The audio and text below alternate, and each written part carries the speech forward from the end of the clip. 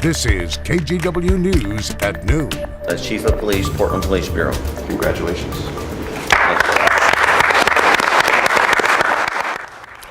New at noon, Portland now has a new police chief, and he came out of retirement to take over the Bureau's top job. Thank you for joining us today. I'm Brenda Braxton.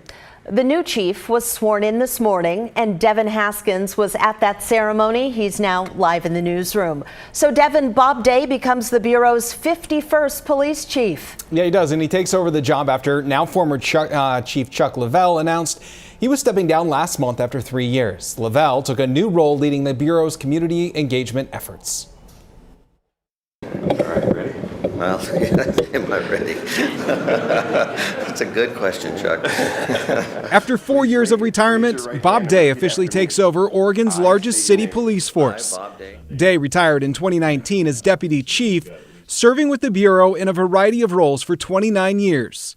He was asked to take over the Bureau by Mayor Wheeler after Chief Chuck Lavelle announced he was stepping down. He possesses an unwavering belief in thinking outside the box, seeking creative and innovative solutions, and reimagining how police can be a force for greater good in the Portland area. I, Bob Day, Do solemnly affirm that that I will support the Constitution I will support the Constitution of the United States and the State of Oregon, of the United States and the State of Oregon. and the Charter of the City of Portland.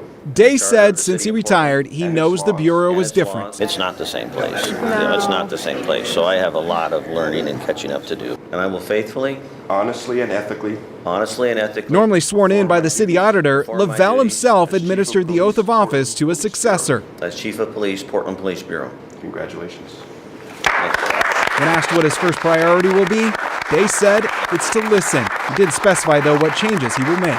You know, I don't want to start throwing ideas out there right now and get sort of false hopes up when I can't deliver. You know, I want to, be able to be able to deliver on some of those goals and missions. So that's why I've got to get more information on the front end. But I definitely have, a variety of ideas and suggestions for the mayor. We're meeting later today. All right, so Day's tenure as chief is only temporary. He did say that he'll stay on the job until a new mayor is elected and takes office in 2025, and then that mayor can then select their own chief of police.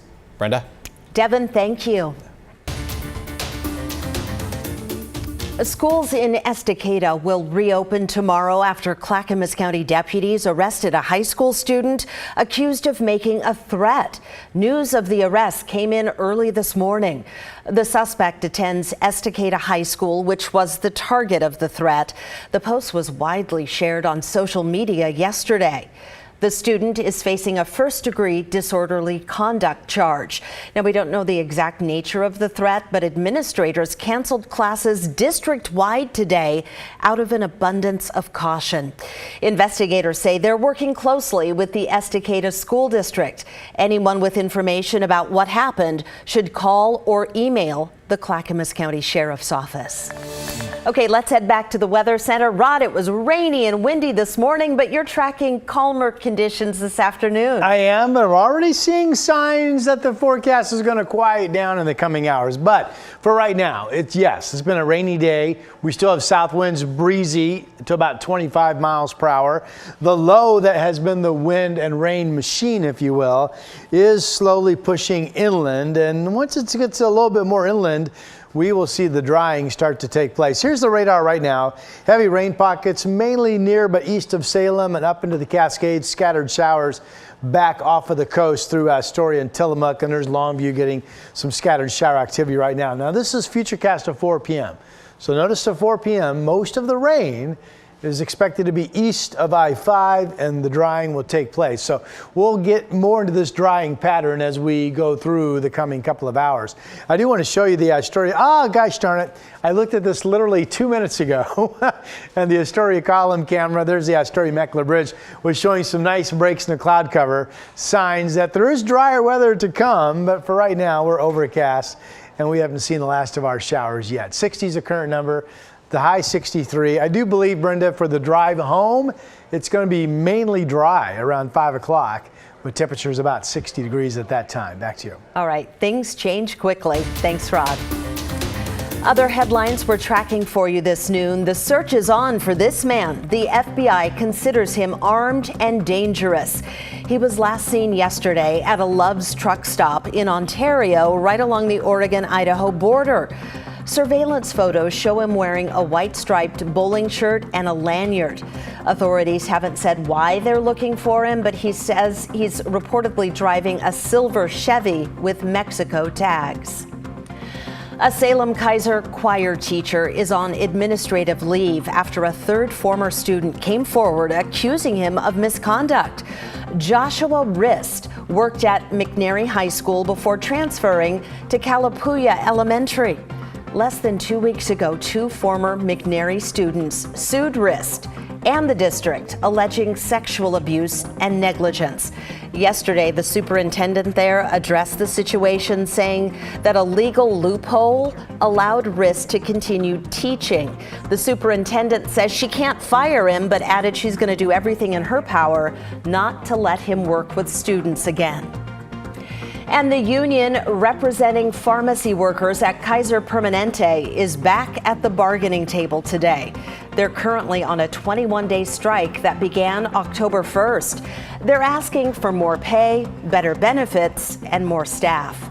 Both sides are scheduled to meet again tomorrow and on Monday. Also back at the bargaining table today, PPS and the teachers union. They're negotiating a new contract, but a deal has eluded them for months. KGW's Catherine Cook was at a rally last night where those educators joined members of two other unions in a show of solidarity. Outside Portland Public Schools headquarters, they marched. Hundreds of district employees from 4 different unions with one common grievance. We're all being disrespected and disregarded in our attempts to serve our students. Angela Bonilla is an elementary school teacher and president of the Portland Association of Teachers. She's grateful for this support during a critical time. Last month, the teachers union declared an impasse during negotiations with the district. As it stands, Bonilla says the district can declare that they're going to impose their contract, or the teachers union, after a vote scheduled for next week, can give 10 days notice that they'll go on strike. They'll hold another bargaining session Wednesday. I think it's really important for the public to know that we're still coming to the table. We're still trying to find a solution. It's the district that hasn't really moved on some of the issues that are most important to our students and our community. Bonilla notes 2 major sticking points: more prep time for teachers and smaller class sizes. SEIU 503 Local 140 represents the district's custodians and nutrition services employees. We are supporting the teachers. They're supporting us. All the unions together make a much louder voice. Amy Silva serves lunch at Maplewood Elementary. Sometimes I am the only one that gives them food for the whole day. Silva says most cafeteria staff make less than $24,000 a year. She and others have been working without a contract since June. Pretty crummy.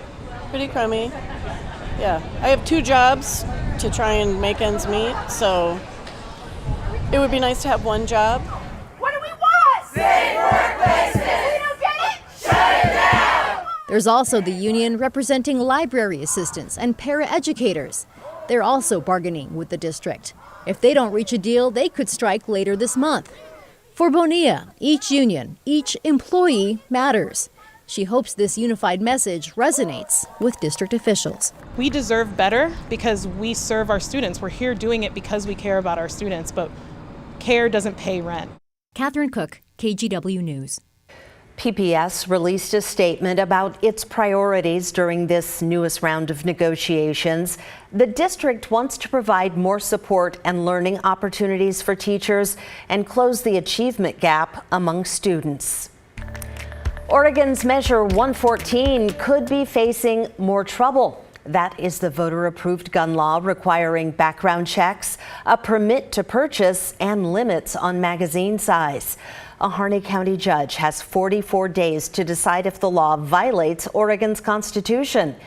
In the meantime, we've learned the law's language about background checks could be yet another hurdle.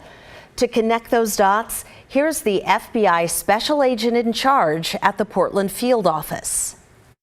In Section 4 of Measure 114, it says that it authorizes state and local agencies, specifically state and local law enforcement agencies, to receive this criminal background information, and then it adds, or their quote-unquote designee.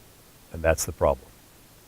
We can't define or designee because the only agencies that we are allowed to share back our criminal investigative background information is with, in fact, state and local government agencies.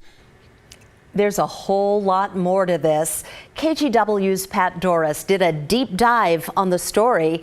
You can watch it right now on KGW's YouTube page.